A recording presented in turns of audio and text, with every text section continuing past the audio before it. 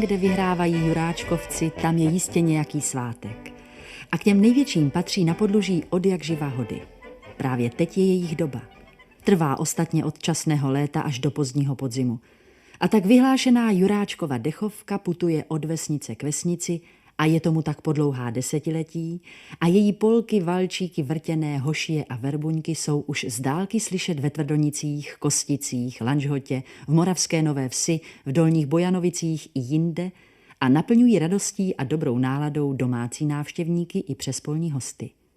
Jméno Juráčkovců se stalo na podluží skutečným pojmem, symbolem kvality a ten, jehož jméno kapela nosí, František Juráček, živou legendou.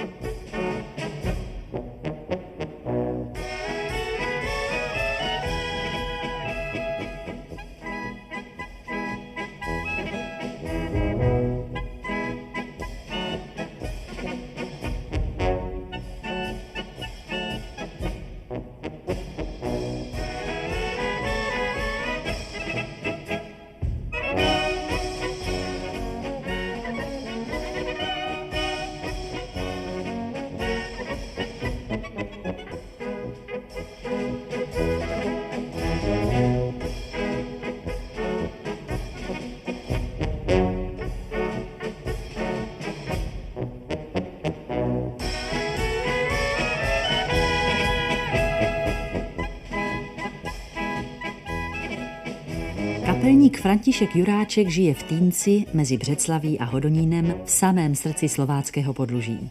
Se svou dechovkou prožil 60 let. Z toho téměř půl století kapelničil. Měli to u nich v rodě. František totiž převzal tuto čestnou, ale také velice náročnou funkci po svém otci Janovi v roce 1929, ale hrát v kapele začal o 10 let dříve ve svých 15 letech. Přitom se vyučil zedníkem. Na svá učednická léta v muzice rád vzpomíná. My jsme hodně tady ve Tvrnici hrávali. A sice ženil se nějaký Prokop a bral si mrákavku. A já jsem ještě na svatbě nehrál. Tož mamínka pověděla, chlapče, ráno neješ moc, tak jdeš na svatbu, tam se napereš dost. No tak já jsem si doma ani nejedel, tak jsem si pověděl, když jdu na svatbu, tak se tam najím. A tam doješlo se ráno a to nebylo jak včili. Včili dožili na svatbu klobásu, gulášu a takového masitého jídla je dosytost. Ale tedy babovice a kováčky a čaj, hned čaju. Když se došlo jako ráno. Když se došlo ráno a věcnic až do 2 nebo do 3 hodin. Když se došlo. No a včera my dojdem tam ráno a já jsem se hanbil všetci. No ješ, chlapče, ješ a tatínek, ješ, netrp bídu jak doma. Oni uměli to přikrášit vždycky. Já jsem se začal hanbit, tak jsem utekl a nejedel jsem. Když jsme tam došli až o 3 hodinách, to se pospívalo venku, však víš, jak to bývá, od jak živá je v Čileši, pěsničky. A než se dostaneš k obědu, jde aj půl 4. hodiny. Tož jsme se dostali k obědu a oni se sádli, jedni se šli odpravovat, když je to slovácká svatba, to škasanice v tom nemůže sedět, to si musí ta ženská zdívat. No a já jsem se tam vedřel do komory a natrapíroval jsem tam slaměnku, jindá se pékal chleba doma, plnou kováčů. A tož já hatoval, co to bylo vzácnost kováček, takový svadební.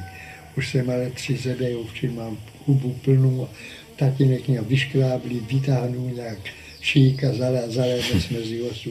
Ješ, chlapče, zasa netrp bídu jak doma. Vidíš to, doma si hladný a tady jak pereš do sebe. Já jsem se tak hanbil, tak jsem se vydřel a tam ten, pod Jandácku, tady pod dom, ještě starý kostel, za ním je ulička, tu uličku, pod Vinohrady a dom. Že jsem se hanbil do jí dom, co mě matka řekne. Tak jsem ta už potom šli spát z večera, aby se neprosvítilo petrolínu, zašlo skoro. Tak jsem si sedl na schodky a tak jsem kašlal a matka to čují, slezu z postele a co děláš? Řekl, mami, já jsem začal bečat, tatínek mě tam zesměšňovali. Ty trůbo, neznáš muzikantů, co ty se musíš skrz to urážat, jenom hýbaj zpátky, já tě do baráka nepustím. Tak já zebral bubenek od pažu a zas zpátky. Akorát se řadili do hospody.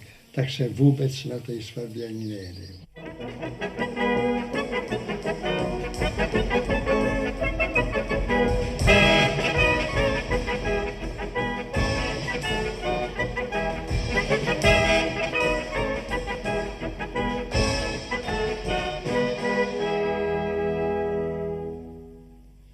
Mamko moja zlatá, já se bojím nocí. Chodá na mě klepat chlapci o půlnoci. Na okénko ťukajú, vyspat sa mě nedajú. Na okénko ťukajú, vyspat sa mě nedajú.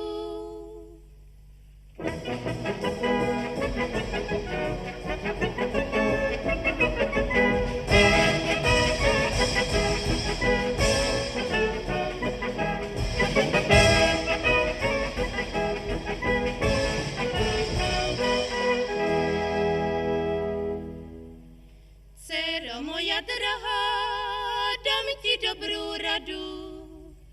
Dáme si postélky do jedného řadu. Potom můžeš klidně spát. Nemusíš sa chlapců bát. Potom můžeš klidně spát. Nemusíš sa chlapců bát.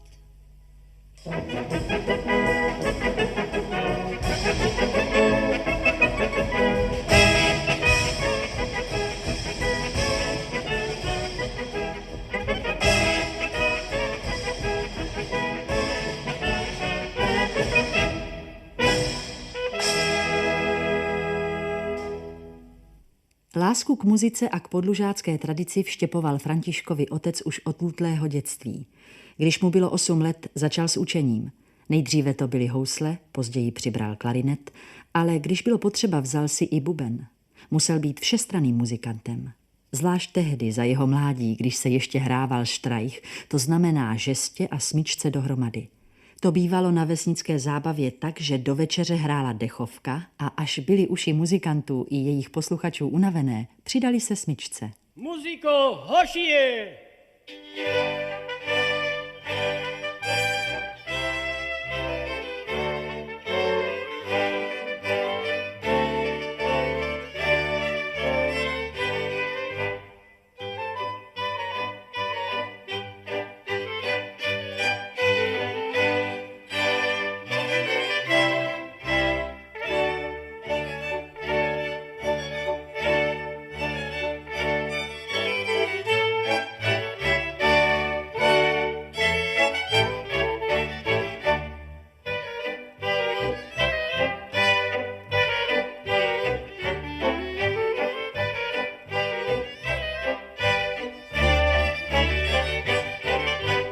Migni sa ty šohaj, migni, predsa si ty robote zvykli, predsa ty mne poviedetnosti, o ktorej to perečko nosíš.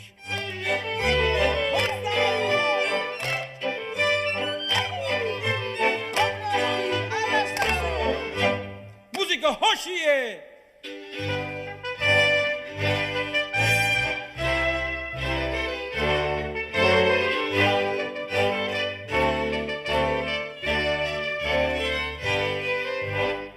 Keď jsem išel ode mej milej z rána, viděl jsem jít od cigánky drába.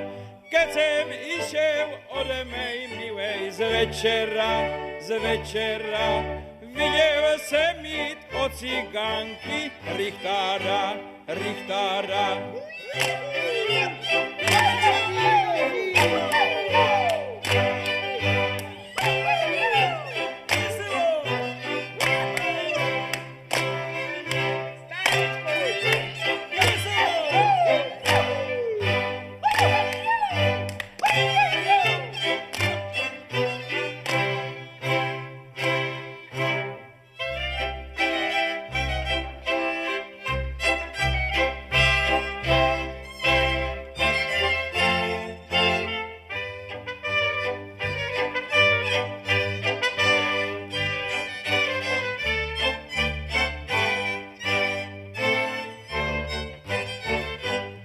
Naša Kaťa, co si má, hej rub, co si má, hej rub, co si má, schovala to do sena, hej rub, do sena, hej rub, do sena.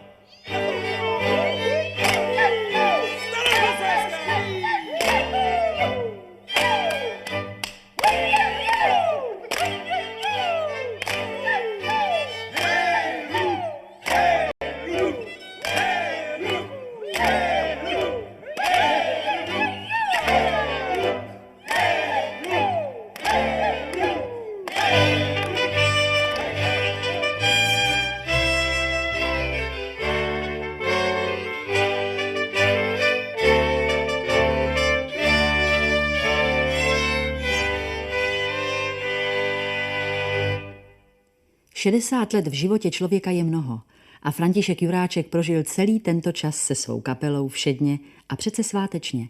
Všedně proto, že to byla práce a svátečně, protože to byla dobrá práce. Jako kapelník býval prý přísný a v muzice měl kázeň, jak se patří. Byl výborným klarinetistou, neúnavným organizátorem, vychovatelem a sám pro kapelu také skládal. Jeho svéráznou postavu bylo možno vídat v četných programech podlužáckých národopisných slavností ve Tvrdonicích. Kulturní a společenský život na Podluží v posledním půlstoletí si zkrátka nelze bez něho představit. Dodnes se živě zajímá o všechno kolem dechové hudby.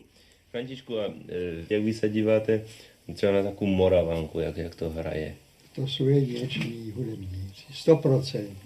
To nejde už lepší udělat, nejde. Jak po stránce technické, tak vše teda nemají konkurenci. To se nedá lepší zahrát už. Hrajou teda sice rychle, protože tam se vžívají, oni ukazují tu techniku. Dojdu jí 16, oni hlavně to přejdou, jak by se ani chumilo. Tož oni ukazují to umění, to já jim zazlívám, to by neměli. Měli by hrát. Na úkor teda jako no, tempa třeba, že? No, to by neměli také tempo, to je aj tak dobré, kdyby pomalejší to hrát. Ale skutečně jsou to mochři, to jim napovídá hodně, že jsou to profesionálnější, nedělají, jenom hrají, kdežto my, já jsem byl zedníkem, v létě se stavělo, pole jsme měli, na poli se dělalo, v zimě se dělalo, v lesi drva zas, takže člověk kolikrát nemohl ani ruku otevřít a tenkrát se spat ty dírky, aby si trochu zvykel. No a oni to mají výhodu, že jenom s tím to se živí a již ji nedělají.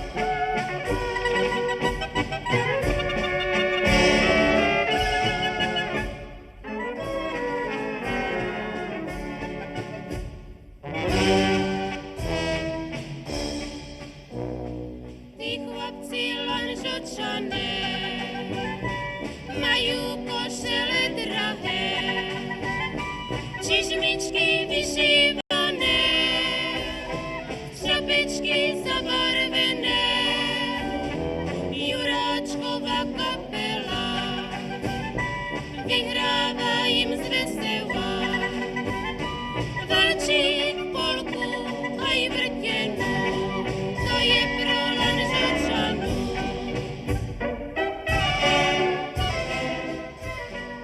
Co byste ještě tak chtěl k tomu svému muzikánskému životu dodat? No, jenom, že jsou potíže s muzikanty mladýma oženěnýma. Protože ty ženy rádi tancovali a my jsme s nimi měli potíže. Ty nás nechceli púšťat hrát, to jsme se věčně hádali, takže musel jsem udělat nějakou věc, abych měl chvíli pokoj. Ty druzí, co nehrávali, ty brali ženy jeden druhému a ty tancovali pořád. A ty naše seděli, tak jim to bylo strašně lúto, tak jsme museli něco udělat. Já jsem vždycky koupil, tedy se pivo jenom, pivo svobodní. Litr piva jsem mezi chasu dával, běžte si pro tu moju tancovat, lebo mě nenavaří zajtra, neobstojí. To bylo teda důležité, uchovat si každý tu ženu, aby mohl hrávat. A je to aj včíl. Nejeden nesmí hrávat, protože druhá má chlapa v posteli a ona se má obracet sama, jenom tak.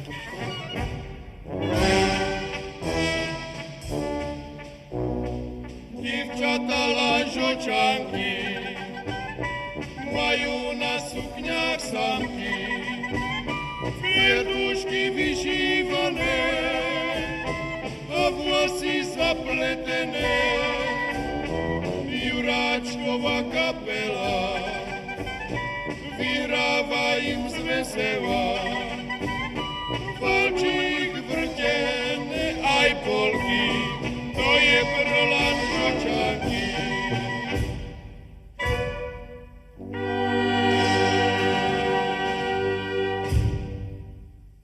Po 70 se předal František Juráček svou kapelnickou taktovku a s ní i funkci u Juráčkovců mladšímu, ale nesložil ruce do klína. Už v roce 1971 začal vychovávat ve škole ve Tvrdonicích novou mládežnickou dechovku, dnes Tvrdončanku, která právě dosahuje prvních výrazných úspěchů. O 4 léta později začal tvořit další kapelu při JZD Lanžhot.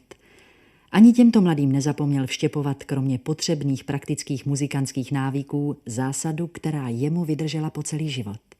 Hrát se musí srdcem, jinak to nejde. V těchto dnech se dožívá kapelník František Juráček z Týnce v plné svěžesti rovných 80 let. A to je důvod, aby na jeho počest vyhrávali všecky podlužácké dechovky, ale především ta jeho Juráčkovka.